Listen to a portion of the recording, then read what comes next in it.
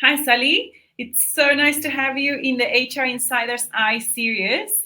And I've been following your content, and I think you're so sharp in what you do and the messages that you put out there, especially on the employee experience. So I thought, we must definitely uh, take the time to discuss the subject.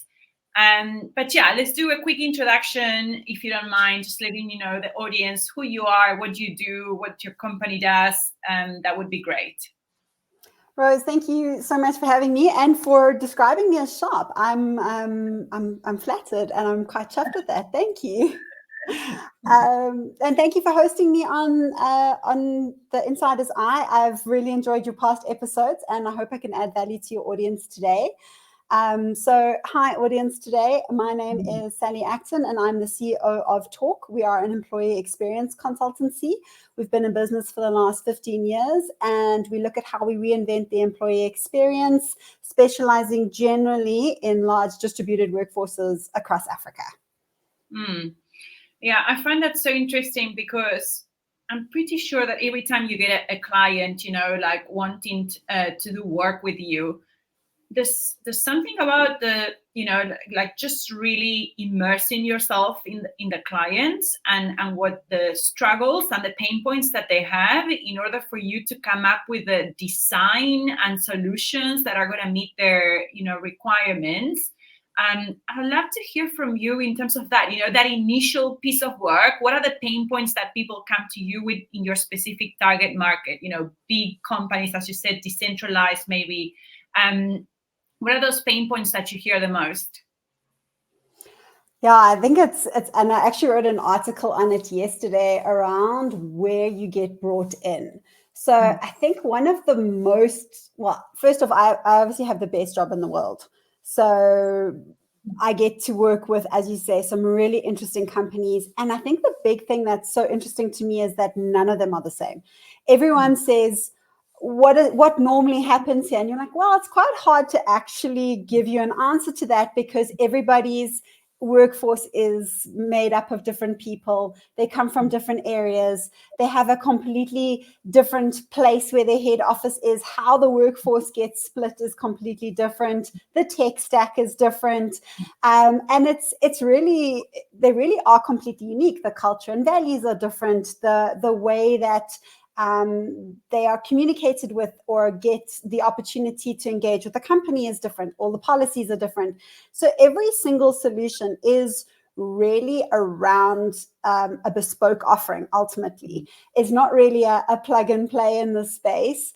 And I think everyone wants to achieve different things with their people and with their workforce. So a large part of our initial engagement is really spent understanding the context. It's taking all of the different factors and asking a lot of questions. I think I must ask why about 15 or 20 times in the first couple of engagements to really start to understand what the company is wanting to do, how they want to do it, with who they want to do it, and what they want the output to be, and ultimately what does success look like?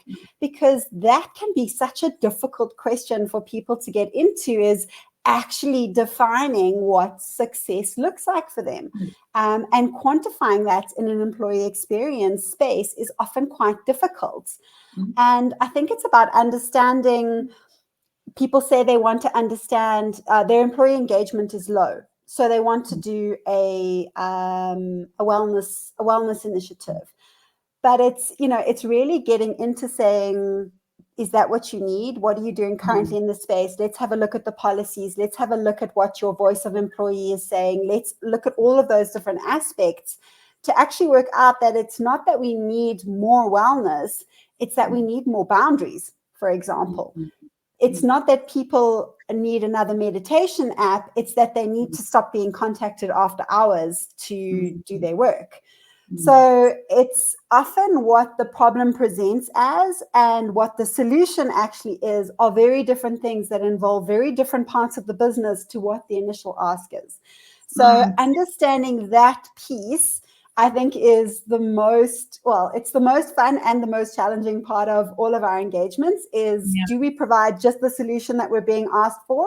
or do we really try and get into like the nuts and bolts and understanding if you even need us, if it's us, or if it's a tech problem, or if it's a service provider problem or a policy issue, because it could be lots of different things. So yeah, I don't know if that answers your question, but it's not really clear cut. Big time. And I think what, the interesting thing there is that it reminds me of like I studied psychology, and one of the things when you do counseling for people is that they come with a problem, right? But then there's a lot of like to go deeper to see what's the root problem. And I think the moment there's obviously defense mechanisms to try kind of shy away from that. So there's a reason why companies have not been able to, let's say in a way, solve it themselves, right? Like something that they're not seeing. So that external eye helps, but that external eye might also be telling you things that you don't want to hear. So it's not only finding solutions, it's working with someone that you have to show them blind spots that maybe they're not willing to see. Has that happened to you where they go like, no, sorry, that's not going to work? Or you just do it in a way where you're showing them slowly what the people are saying? It does happen like that. And it's a really important part of being, I think, a consultant, is to have that initial conversation and to say, I positioned it yesterday to say, is our ladder against the right wall? Are we're going to walk up here? You're obviously going to be investing and working with a company like ours. We need to make sure that we're going to be climbing the right ladder before we get all the way to the top and we hand you a report and findings and a proposed solution to find out that this is not what you needed in the first place. And I think that's where consultants get a really bad rep, is by handing over what ends up being a really expensive PDF at the end of the day, and it wasn't the right one. The problem wasn't right that they were looking at to begin with. So I think that is difficult, because sometimes, as you say, the person that's looking for the solution has not necessarily been given all of the information, or there's a lack of transparency in the business itself, which has asked them to go to market to look for a specific solution without understanding the why. And the consultants are going to want to know the why. We see this often happen, especially in the DEI space. So we work a lot in diversity, equity, and inclusion, and we look at how we can make that content, conversation, and coaching available to large audiences, and how we can land a lot of the learning around that. But what we find often is we get called in for what is labeled a D&I initiative, and actually the issue sits with discrimination, or it sits with sexual harassment, and those are legal issues. They're not actually you don't have a problem with diversity, you have a problem with how specific groups are being discriminated against or being treated and harassed in the workplace, and that's an IR issue.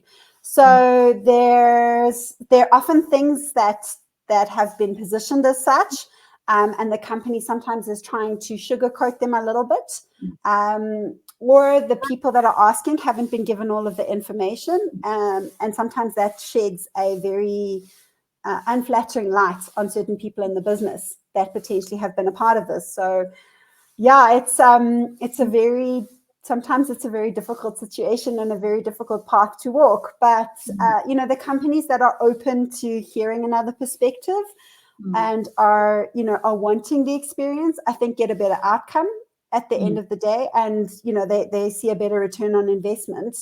And sometimes, if we're not the right people for it, or there's a bigger issue, we'll say, look, this is what the problem is. That's not us. This is who we'd recommend. But we're not going to try and find the work and create a problem if it doesn't exist. Yeah, I hear you. Do you also experience that, usually speaking, when you go out there doing your research to understand, the root of the problem, that employees, generally speaking, are very open and like happy to discuss and give you insights into what things are happening, but there's some sort of distortion as how the communication and messaging kind of not cascades, but kind of goes up and reaches executive team members, because founders or executive teams or the HR teams are coming to you for help. But and then what you find is that maybe employees are quite open to say what is going on, you can work with that, but there is some communication breakdowns along the way. Is that sometimes the case? I must be honest. I find employees, generally speaking, are very open to giving feedback. They're very open to giving suggestions as well. So if there is a specific issue in the business, I think mostly they'll tell you what it is, but they'll also, if you give them the opportunity, also give you the verbatim to say, and this is how I think we could fix it. Most people have an active need and want and desire to make their place of work a better place to work, not only for themselves, but for their colleagues and their team and the other people that they work with. But they want to ensure that their job is going to be safe. They have a deep need to keep the company going because that's where their income comes from. And most people cannot do without their income. So I think a lot of people have great suggestions. I think that listening strategies as a whole, and I know this is your area of expertise, but I think listening strategies as a whole are a little bit broken. I have a big problem. I'm well known for my very big stance on do away with the annual survey. It's not enough. You must have more. You must have robust listening in your organization and an active listening strategy. And I do think that people want to help. They want to give their opinion. But I do also find that it goes into the vacuum and it reaches a level and nobody ever speaks back. And we advocate very much for the pillar of conversation, and a conversation is two-way. So if I've given you my feedback, tell me what the answer is. If the answer is no, then the answer is no, but at least I know that you heard me and that the answer is no, or if the answer is not now, or just feedback. Give it to your people. Tell them where they need to go or when you're going to look at this thing next. I think that's where people are looking for innovation in companies. The whole time they're saying we need innovation, we need this, we need that. Most of those answers sit with your workforce already. Give them the opportunity to solve the problem, let them innovate for you. Give them the space, the time, show them that their ideas will get implemented, and you'll probably have all the innovation that you need. I mean, the collective genius of 30,000 people is going to be more than your board of 10. That's just math, Yeah. So true. And Sally, do you find that when we look at South Africa and the work that you do here locally, comparing to other work that you might do in I know it's Africa where you focus. What are the things that we are doing well in South Africa from an HR point of view, an employee experience point of view? And then what are those things that we could be doing better? Oh, here we go. So I think what South Africa does very well is I think that our diversity work, although not necessarily accepted everywhere yet, I think that our diversity work is very rich. There are some amazing minds in the space. There are some incredible programs that are happening. I think we're very different to the American and European market. Our needs are different. Our challenges are different in this space, but we also have a lot more access to a lot of different people. So we have a lot more innovation. We have a lot of different thoughts that are coming in. So I think we do that very well. I think generally speaking, we have a lot of great benefits and a lot of things that people can do that are offered by our businesses here. I think they're grossly underutilized. Not a lot of people are using the learning that they have access to. Most of the systems that are being built are built for people that have laptops and have data. We're not giving access well. We're not sorting out data and devices. We are not accepting the privilege that comes with head office workers versus deskless workers. We're not looking at that, and we're not solving for that well. And our engagement strategies tend to be very laptop based. And when we're looking at tech, we're not looking at how we can include everyone in the employee experience. I think we're quite behind in employee journey mapping and really understanding who owns which piece. I think that generally speaking, again, Europe and the US are doing a lot more in that space because I think employee experience is seen as a discipline there, whereas here it's seen as very much a nice to have and it's a little bit fluffy still. I still get that. Yeah, but like, why should we be spending money here? So I think that we're not doing that all that well. I think the African conversation is different because, again, each country has its own nuances and policies and rules and things. So I think, and a lot more challenges again around accessibility and data and network providers and all kinds of those different things. And it's different for each country. We also have a lot of languages that are being spoken throughout. So converting things into multiple language and making it accessible, I think we're not doing that well in that space. We tend to go very Eurocentric. We're not necessarily making African content for Africans. So yeah, I think some places we're doing amazing, but I think generally speaking, we're only looking at very small parts of the workforce when we're looking at employee experience, and we need to expand our view and make sure employee experience happens to everyone, whether you like it or not. And if you're not mapping it, you're not considering it, and you're not working out who all those people are and the experience that they're having a bad experience.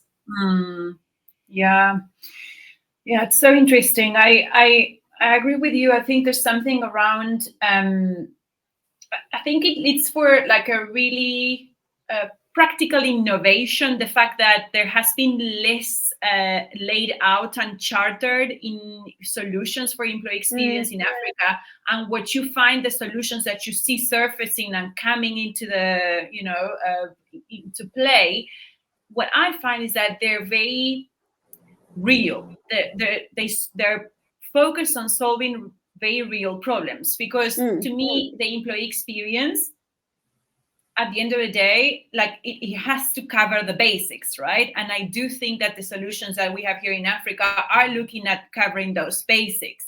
And I think that's it's a nice start, because as you compare it to other markets, it can also go like, like looking at the employee experience and maybe just, I wouldn't say overdoing it, but looking at things that don't necessarily, ground you as a human, and what are the things that are important, the basics that needs to be covered. So I do think that there's this great opportunity in Africa where it's like we can build the employee experience and as you said, to bring it to people that before didn't have the opportunity and were not part of it, but also grounding it on things that are very real and that resonate very well with the African markets. For example, when we look at benefits, insurance being something that in Africa, like when it comes to all the different types of insurances that we can provide people with, or also when it comes to upskilling, opportunities for promotions, and how to look into like mobile skills development apps. And those are things that to me are very in tune to where we should be looking at from a how to create and curate that employee experience in Africa. So I think there is both, the challenge, but also like an opportunity there to answer very real specific needs through the employee experience. Does that make sense? It really does, and I think you're totally hitting the nail on the head. It's got to be grounded in practical. It's got to be grounded in what matters to those people and those segments of the employee base. So, I mean, and this is in no way disparaging against any of like an event type thing, but if you look at the moments that matter to an employee, the moments that matter are not necessarily about the bath bomb that they got on their desk for Women's Day. Not saying that that's not nice to get, or but that doesn't make or break their decision to stay with you as an employer. It doesn't make or break how engaged they are, or ultimately the amount of profitability and revenue that employee is going to generate for you in the business. The bath bomb is not going to make the difference. But access to learning, having a device that is connected for free so that you can communicate, that they can share their voice, that they can get information about how to do their job better, that they can update the details of their benefits and will and provident, and look at all the different things that they have available. Those are things that are going to make the decision. And as you say, with insurance, I look at One of my favorite examples of the employee experience is if you look at delivery drivers. Okay, so often not a permanently employed sector of the employee base, but the driver of those motorbikes controls the last mile to customer. They are the person that the customer sees. They are your advocate, ultimately. Yeah. They are the person that your customer experiences. Now, that person's experience, how they are, what their bike looks like, the uniform that they're in, the name tag that they wear, your customer sees that. And that person, if they are into your brand, if you're taking care of them, if you've insured their bike, if you've ensured that if something should happen to them, because it's a high-risk job, that their family is taken care of, that they have access to learn in their downtime so that they can advance themselves as a human being, never mind opportunities within your business, that person is going to give your customer a great experience. They are the ones that are going to make your decision about who you want to order from on your app. They're the people that have swayed your decision. And to not invest in that person makes zero sense to me. And those are the bases, and those are the segments of the employees that are completely, well, I'm not saying neglected, but are often very excluded from a lot of the things that you're talking about, the practical stuff. They are really, really tangible in your customer experience, and you've got to have a strategy around making those practical elements part of their journey. You've got to map them out. You've got to work out what's important to those different personas in your base, and make sure that you've got a plan. I mean, they obviously, your top execs make difficult decisions, and they keep your business running. Of course, but they are remunerated as such. They have access to their benefits, and they understand them. They have access to everything that they need. But the rest of your employee base, don't forget about them. Take care of everyone, not just the top. Yeah. I think maybe it is because we are in the field, but I think it's generally when you engage with a company and, as you said, with the person that's on the ground and they represent the company so well, it always leads me to think that's so inspiring, I mean, they're obviously doing something well, because if it's coming all the way to all levels of the organization, how they are ambassadors of the brand, it's obviously because they care and then they're obviously doing something well. So it gives me that feeling of wanting to engage more with those companies. So it has that kind of knock-on effect, where you go from, and that's kind of, I think how you got into the employee experience, from looking at the customer experience and bringing it back to actually the employee experience pours down into this client experience, right? Absolutely. I mean, that is exactly how I got into it. I just noticed there was this massive disconnect in a customer experience when we were doing the mapping, and we would go all the way down the beautiful funnel and we'd do all the things, and then it would land with an actual person, and that person wouldn't know what was going on, or they hadn't seen the brochure, and the whole disconnect happened. And that's where the pain points were for the customer. They'd say, I walk into store and nobody knows about the special that I've got on the broadsheets. And the employee would be like, well, nobody's dropped them off. We don't have access to them online.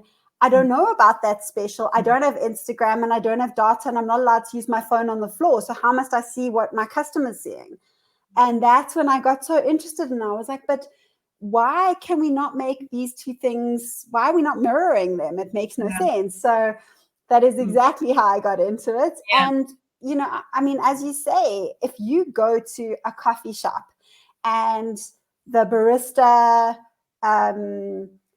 greets you and they're upbeat and they're like, in our talk, we call this a, something with wings, or however it goes, and that's what we love about our coffee, or did you know our coffee comes from here, or it's local.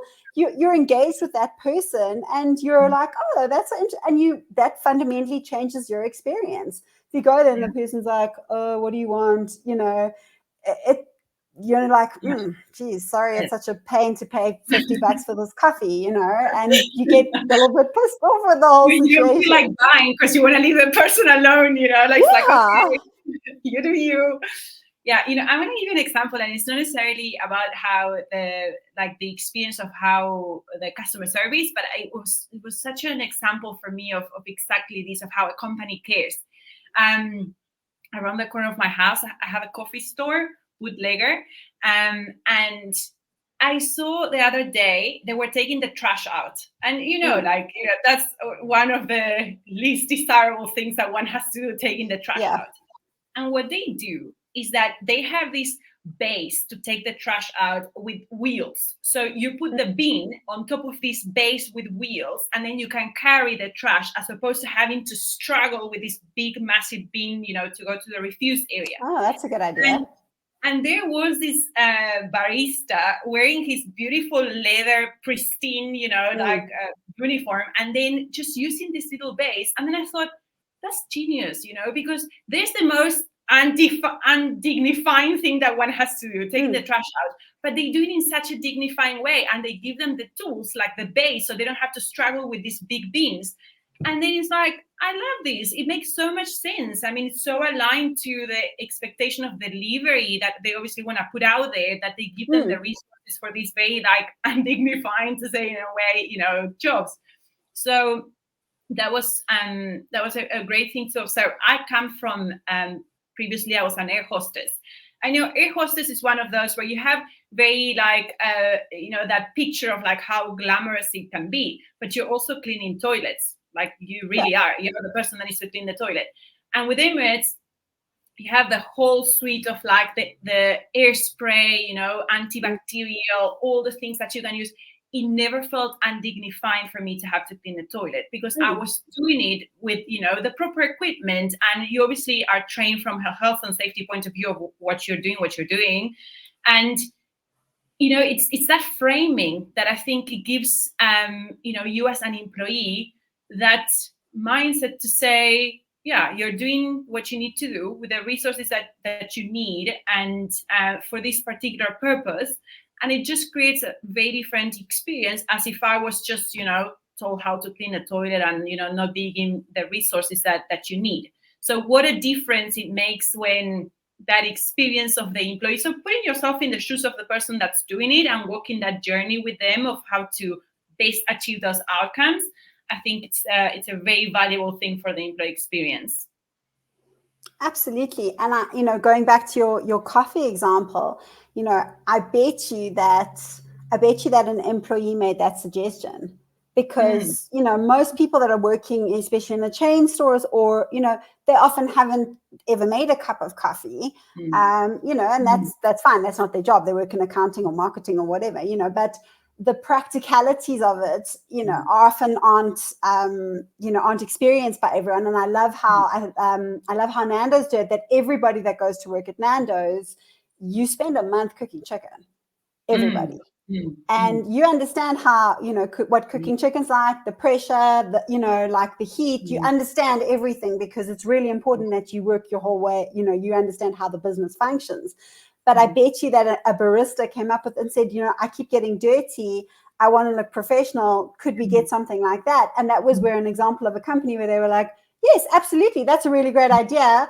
We will roll those out, and that makes the difference. And for you as a customer, you noticed it. I mean, it's the same for me. When I go into a store environment or online and I see that they have or an office block, and that this happens all the time. I go and see clients or prospects, and I notice, for example, that they have prayer facilities, or they have a room for mothers, or they have a wellness room, or I notice those. Yes, it's my job and it's something that I'm involved, but I'm always impressed.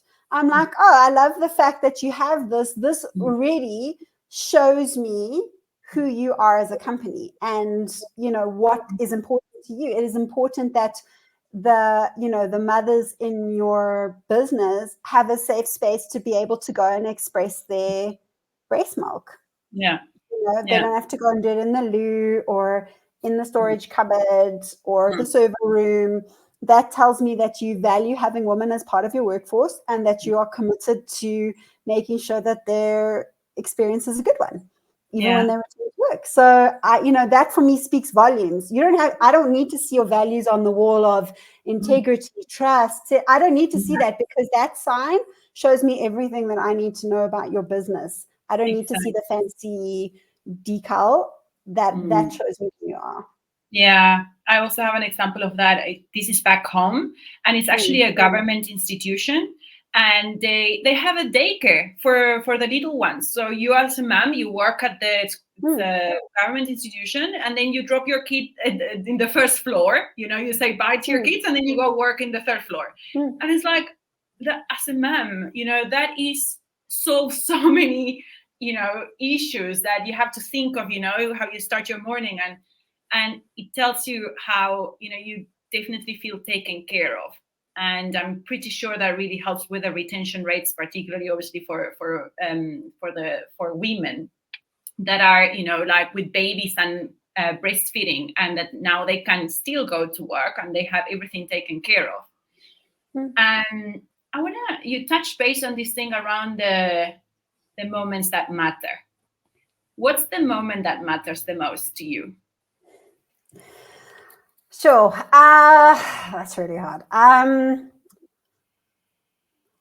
I think that me personally, or that I see in industry, is like the one big one. Yeah, it could be both. In the employee experience, what's the moment that matters the most, and maybe that also is a self-reflection of what you think, for yourself.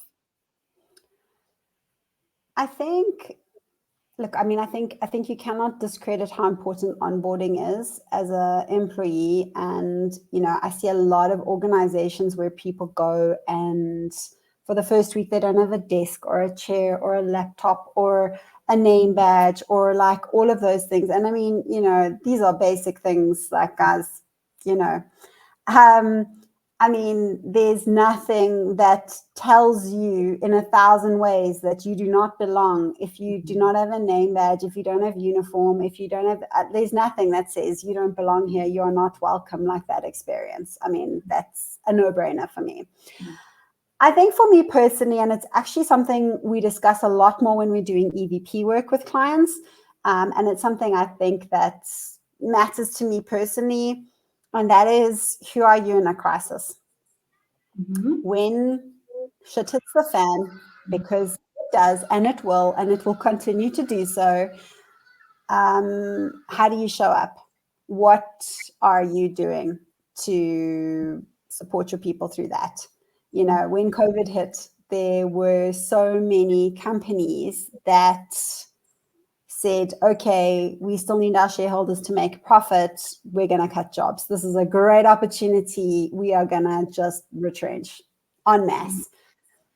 And that was huge. And then you had other companies where they said, how can we redeploy our workforce so that they can still earn money, that the company can continue to run, leadership teams that didn't take salaries for a long time, and they preserved jobs.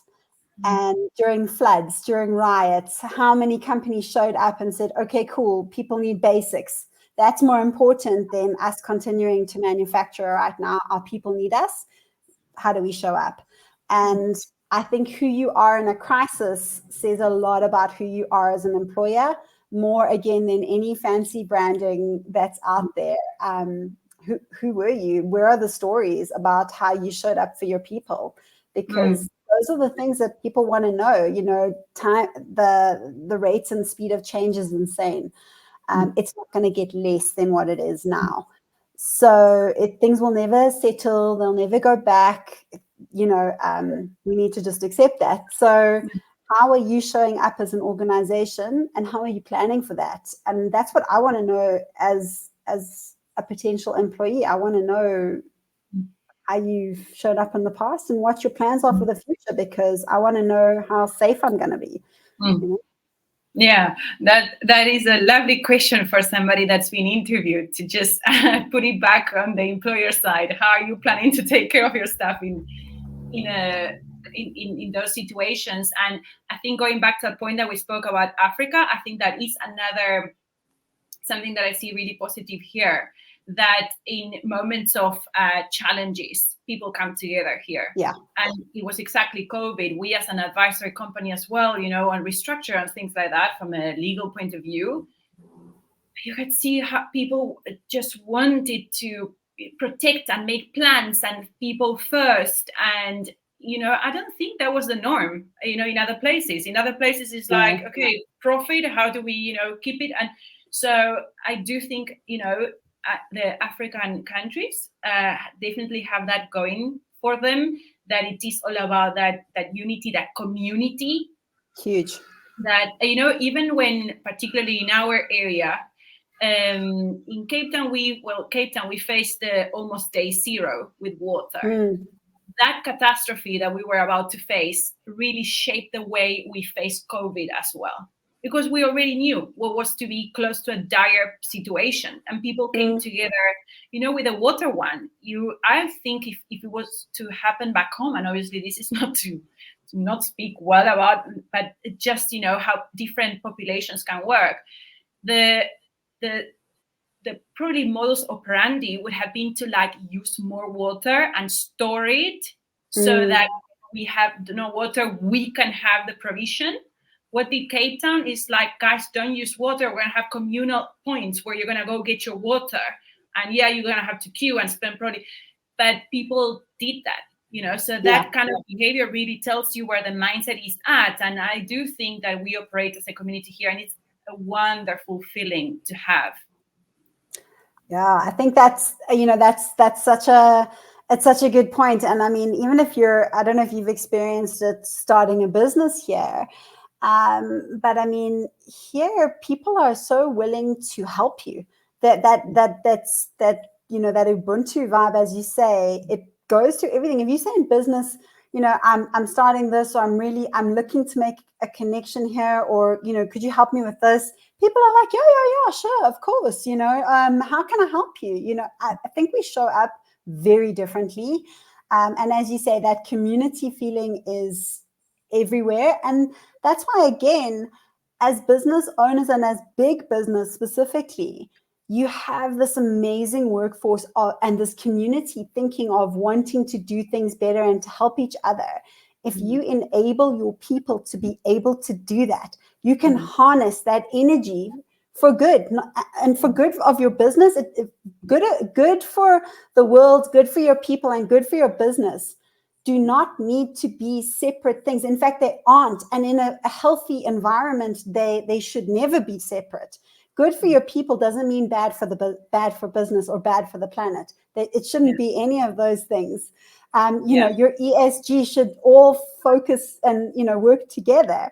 Yes. You know, and people tend to think of it in a very deficit mindset. People tend to have this idea of, if there's more for this group, there's less for this group. No, that's not really how it goes. Even we see it a lot in gender work as well. People are saying, well, if women have this, then there's going to be less for men. No, that's not necessarily true. There could be a bigger business overall.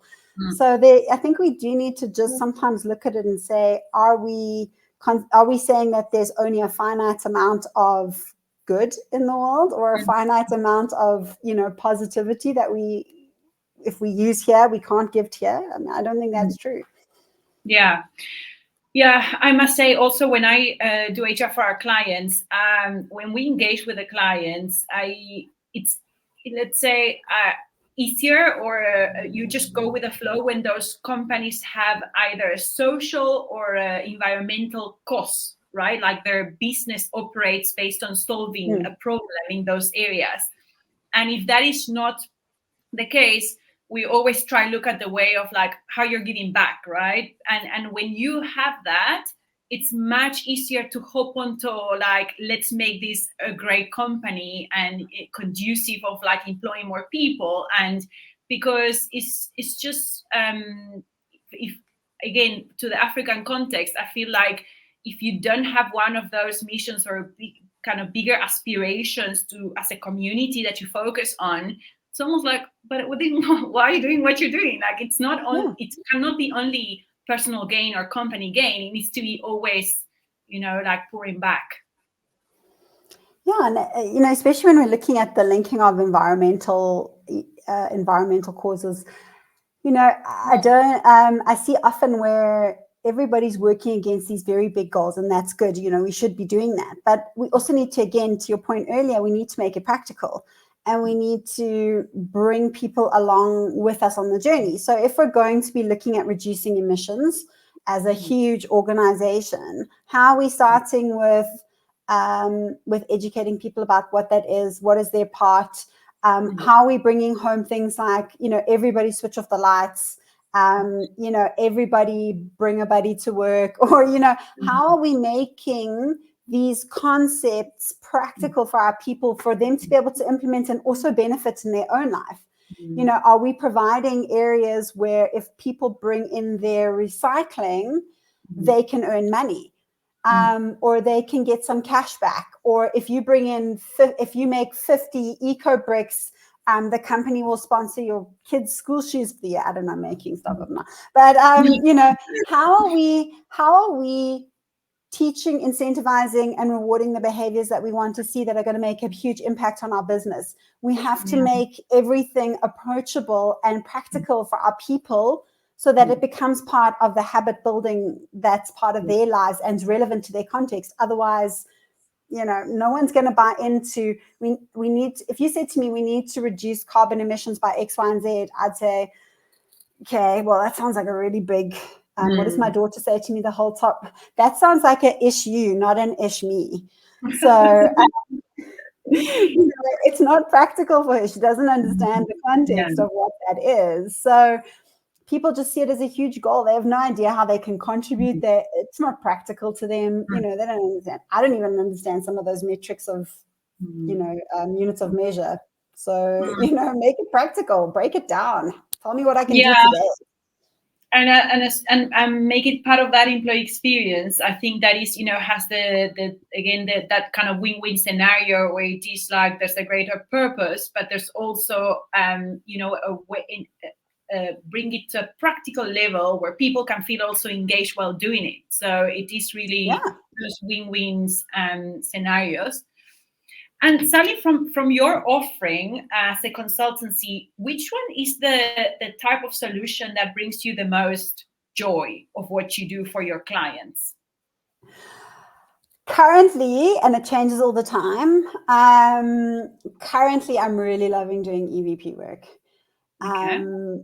I think because it goes into every aspect of an organization. So to really understand and to help you come up with your EVP and what it's going to be for external audience and internal audience, we need to understand most of the things around the business. So we need to understand the benefits, the voice of employee. We need to understand what is currently the state of the business, and we need to look at everything that you offer people and help you understand that, and see how to package that. So I enjoy that because we really get into it. We get to do persona mapping, we get to do journey mapping. It kind of starts becoming a much bigger project because there's so many elements to EVP. So I think that I'm really, really enjoying, and you get to really understand the culture of the business. You get to really understand the people and what matters to all the different people. And to your question earlier around, what are the moments that matter? I think it's so interesting when you do EVP work and you report back on the things that matter to the different personas. Most of the time, the exec team are 50%, everybody's nodding and saying, yes, that's how it is here. And the other 50% of the time, they are sitting there with these big smiles on their face because they've not heard a lot of the stories.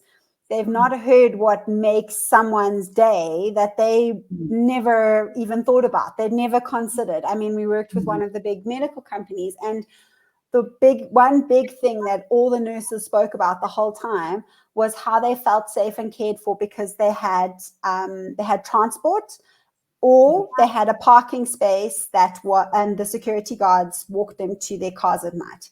That was the big thing. Pay, everything else, that feeling of being taken care of after a long shift and having to walk in the dark and that at that organization, that was not a factor that they had to consider. That made their employee experience. They just were like, I feel so taken care of. The security guard walks me, and it was across every single hospital.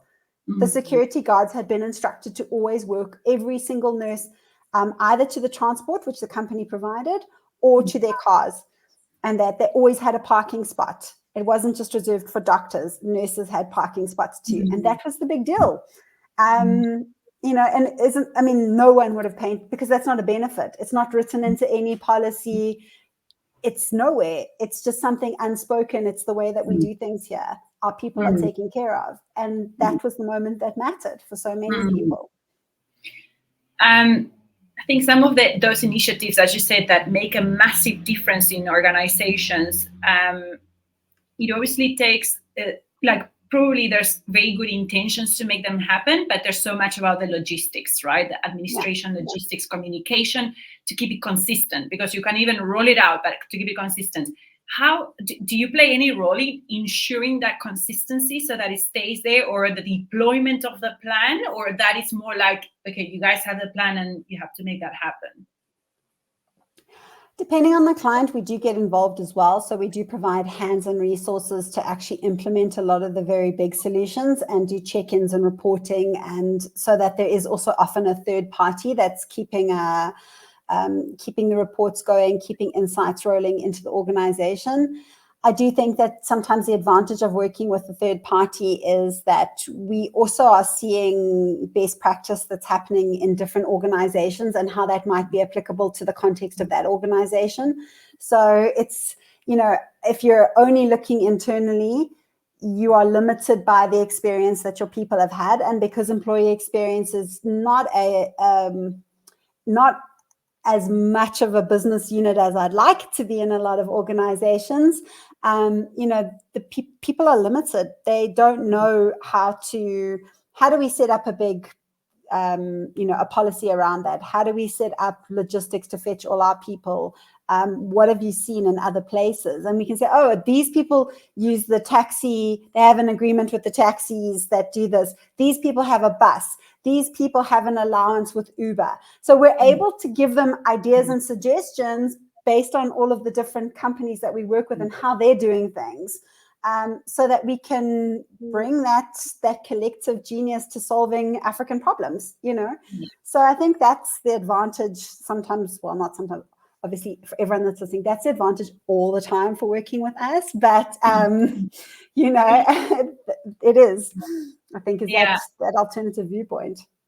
That was actually one of the trends that I saw about the future of work, that to consider work not at company level, but to consider it as, like country, region level, where companies help each other. So as you said, with these initiatives, and that also raises the region, right? And what you are striving for as a blog, to say it in a way. And I thought that was wonderful, because it's like you don't necessarily think of other companies as competitors, but also as like, we're in this together and we're elevating the game for everybody, and let's partner on these initiatives, like exactly entry level or workforce that work at night, shift workers, and transportation being a big topic. How do we tackle this together? And that is really, it's so altruistic, right, to look at it in that way. And it makes financial sense. It makes business sense to have a strategy where you're not looking at competition, but you're looking at cooperation and collaboration. If you've got organizations, just take logistics, because we're on that topic right now. If you look at your business and you've got other businesses in the area, and you all sit together and work with the taxis and say, cool, we want you to be available at 5 p.m. to take our staff back or whatever. And as part of the deal, we will ensure that your taxis are serviced. They've got new tires, that your drivers go on, advanced driving courses, or whatever the story is. Your making sure that a lot of people are safe because the taxi is doing other work at other times. You're providing loyalty, not only from your own employees, but from your taxi association in the area. They are going to, if everyone's on strike, they're going to make sure that your people still get to work because they get a huge benefit out of it and they get the fares and it's good business. It's good business sense for everybody involved just in that scenario. And if there are more of you in the area that collaborate to get that done, everybody's employee experience is better and your quality of people are better and that whole area gets raised because the taxis are looking after it, et cetera, et cetera. There's so many benefits to that, again, that community thinking. And I mean, ultimately, isn't it better that we're raising the game of employee experience? I mean, customer experience, the game and the level keeps getting raised of what's going to make a better customer experience. Why would you not be competing on, I want to have, a better employee experience? It just makes sense. Yeah, I hear you. Another of the trends that I saw, future of work, it was a LinkedIn report that was actually on learning and development. It was really interesting. And there was this section that said like wild thoughts, like, if you were to really consider what's the best thing that could happen in the area. And another one was, imagine that if you were to have, for example, for government, a skill set that you can use across different jobs. So, for example, if you are collecting refuse waste management for the government, you could also hop into doing license administration, filing, or so skill sets that require the same level of skill but different jobs. How interesting would that rotation work, to say it in a way? And I thought that would add so much. Maybe some people wouldn't ascribe to it. Maybe people like structure, they do what they know from this time to this time and that works for them. But some other people that could be bored on the job and they're just doing it because they need the salary. Imagine you introduce a 6 months, you work this job, 6 months you work that job, and you rotate on that skills level. I think it's such a logistically probably a nightmare to put into practice. But what another great aspiration to have when you consider the future of work.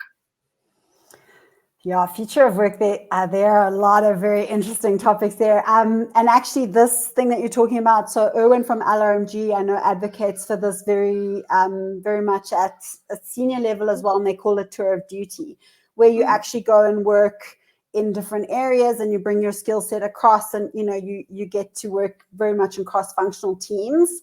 I'm seeing that a lot. There's a very cool company in Cape Town that do a skills passport so that you can take transferable blockchain verified skills to different companies, which I think is cool because skills obviously are different from certifications, but I think that's something cool that's happening there.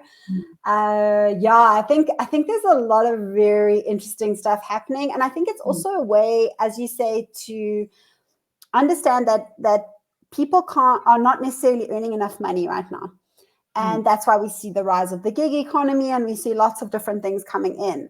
And instead of seeing that as a threat, you as an organization can also say, we recognize that and we can't pay you more right now, but we found this collaborative company that are willing to say you can work for 4 or 5 hours in the evening if you want and earn additional money. It's it's a similar skill or it's a transferable skill here, and they will give preference to our employees to do that if you want to.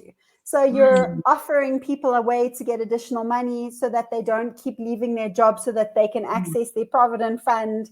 There's a lot of ways that if companies, as you say, don't limit their thinking, that they can actually offer a lot of value for themselves and for other businesses, and give people the opportunity to earn more or do more purpose-led work or, further their own education.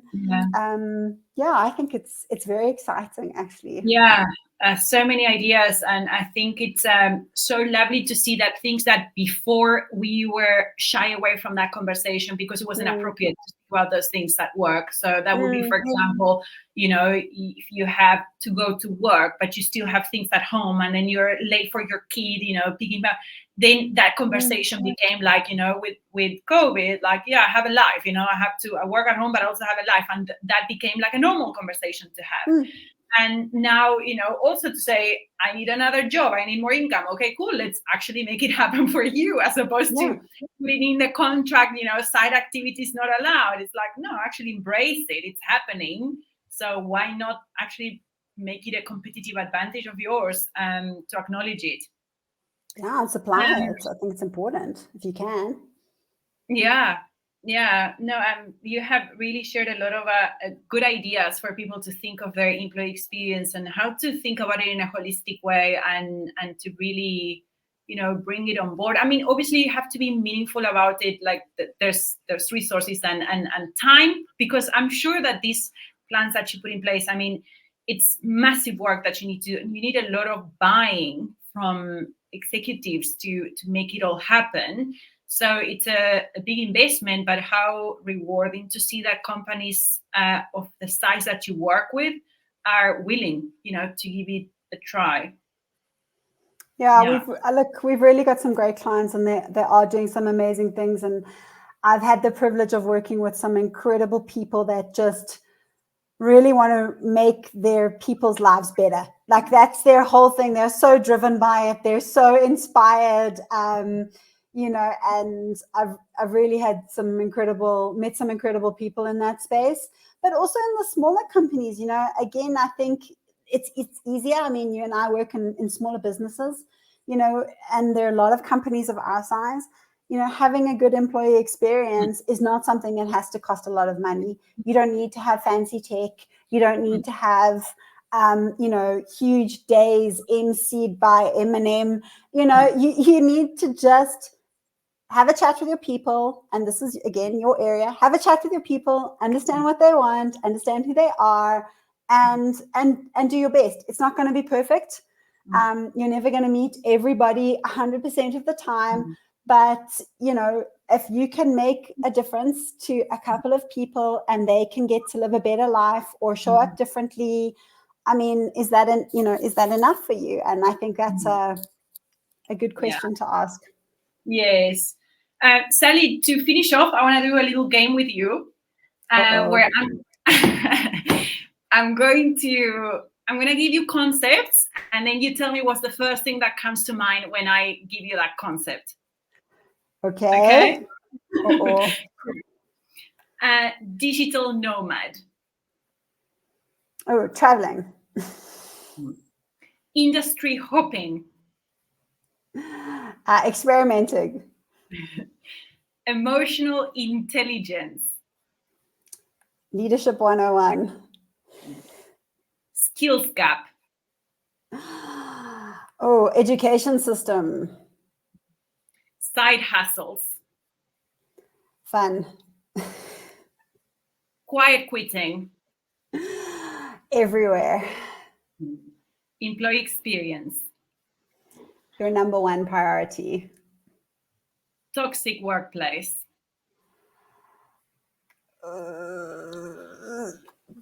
So I want to say government. I feel so sorry for everyone at Home Affairs. Every time I walk in, I'm like, you just have nothing going for you. I feel like this is so awful for you. How can I make this better? Toxic workplace, Home Affairs. That is the association that I make in my head. Let's put it this way: a lot of opportunity. Huge opportunity. That's why I was like, oh, don't say it, but maybe say it. I don't know. Anyway, it's out now. Yeah, it's so interesting. I love that because those are. I mean, you uncover some those kind of unconscious things that come to mind when you think of something. And I love it because it really does make you think on the spot. And so that was really nice, especially the last one. Cool. Thank you so much, Sally. That was such an interesting chat. I mean, you have a wealth of knowledge in the area, and I think just one conversation with you can spark so many thoughts and things that company can put into place. So what a great thing to book a one-on-one with you and explore employee experience for your business. And yeah, thank you so much for sharing your insights. Really love the work that you do, and really looking forward as well to hearing from your thought leadership that you share on LinkedIn, what are the latest, what's happening in the community. It's really, everything that you write is a source of inspiration. So thank you so much for that.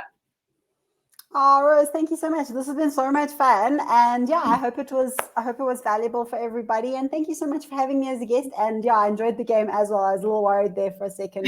I have a tendency to say very inappropriate things, so but I'm glad we only hit one. So that was good. Thank you so much. Bye. Bye.